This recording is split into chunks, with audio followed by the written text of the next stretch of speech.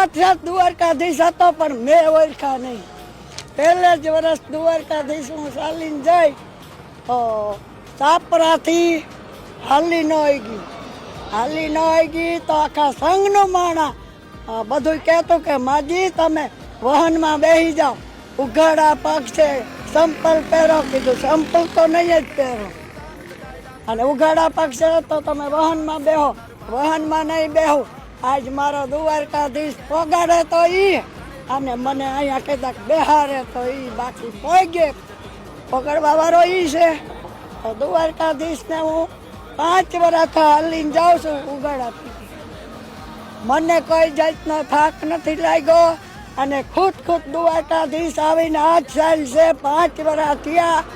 5 વર્ષ આ સાલ મેં રાખી છે. સાક્ષાત દ્વારકાધીશ હતો પણ મેં ઓળખા નહીં. આ લાકડીના સાલ 5 વર્ષ થયા. 5 વર્ષ થયા, અને હજી મારા નાથની ઈચ્છા હોય ને તો મને હજી જ્યાં લગી હલવે ત્યાં લગી હાલવો. બોલો દ્વારકા.